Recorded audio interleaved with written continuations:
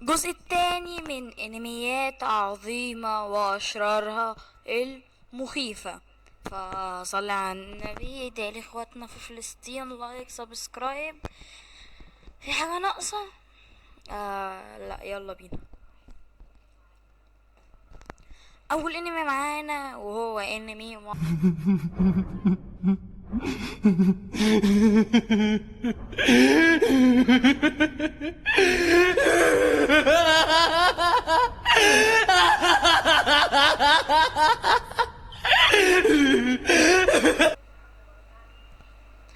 مشكلتي مع ديس نوت الحقيقة الوحيدة ان بحسه مش مفيش فايتات. يعني انا بالنسبة لي الانمي التوب بحس بيبقى فيه ضرب فايتات، اكشن كده. لا، ده ديس نوت ما لقيتش مفيهوش اي حاجة من الحاجات ديت. هو بس هدفه المجنون شايف نفسه، أعوذ بالله، يعني استغفر الله العظيم، ربنا عايز يخلق جنة على الأرض، ودوت استحالة حاجة زي دي تحصل.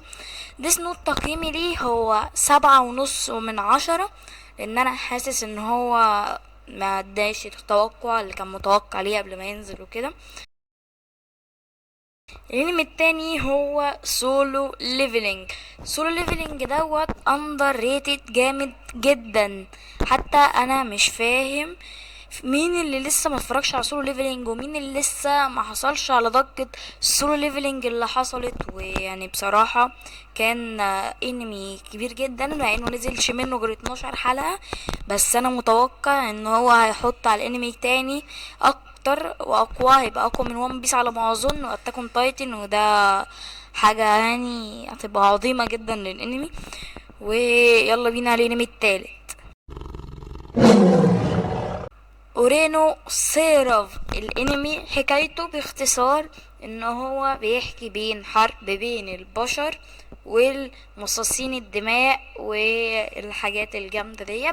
انمي بيقولوا عليه ناس ان هو شبيه لاتاك اون تايتن، بس انا مش مصدق الحوار دوت. تايتن تايتن يعني حاجة جامدة واحلى بكتير. يعني ده مش عايزة احرق عليكم انمي، بس يعني نصيحة مني اتفرجوا عليه. حاجة هتعجبكم يعني، وبالذات هتخليكم تعيط في اول حلقة او في تاني حلقة على ما اظن كده، مش فاكر. وهنضيف الانمي التاني مرة معانا هو انمي بليتش. انا ما اتكلمتش عليه كويس جدا لان انا خلاص هو جزء من خطته، بنفذ جزء من خطته. ويعني برضو ان انا اتكلم عليه في جزئين، ده جزء من خطته. الشخصيات المفضلة ليا في انمي بليتش هو ايزن و ورقية. يعني اظنش ان انتوا محدش يعرفش رقية يعني. ويعني انميات خفيفة كده. بليتش واكتر حاجة بحبها او اكتر جملة بحبها في انمي بليتش هي بانكاي. ناروتو معرف لا يعرف. ناروتو يعني حاجة جامدة جدا، صديق الطفولة وصديق كل حاجة. انمي بحبه جدا، مع اني ما كملتوش كله. يعني انا جبت اتفرجت على جمدان وبس، يعني الاجمد حاجة فيه، وما جبتوش بقى من اوله لاخره والناس دي. لا لا، انا جبته كده فاهم، اللي هو تكديك على طول سحبته كده. وفي اجزاء ناوي اتفرج عليها ان شاء الله، بس في المستقبل بقى. دراجون بول. انا بصراحه شايف ان دراجون بول كويس جدا، انمي برضه رفيق الطفوله وكل ده تمام. بس يعني عندي مشكله، ليه بورتو؟ ليه عملته بورتو؟ ما كانت حلوه على بول يعني. لا ثانيه بس، ثانيه، دخلت الانميات في بعضها دلوقتي، يا نهار اسود.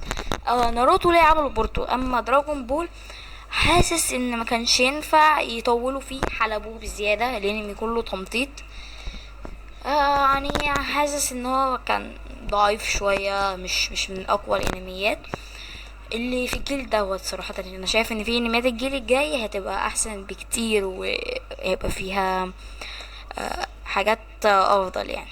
الانمي اللي بعده انا بس هسيب لكم الحتة بتاعت الاوبننج كده، وانتوا اكيد بقى هتعرفوا. انمي ماشل هو انمي كوميدي، في شوية سحر وفي شوية حاجات. بس يعني انت تضحك عليه، الاوبننج هترقصك حرفيا من كتر ما هي جامده، قامده جدا. ف نصيحة مني ما يفوتكش انمي اسمه الله مثلا ماشل 12 حلقة صريخ ضحك وهيعجبوك جدا، وعلى ضمانتي ما تقلقش روح اتفرج عليه ناو.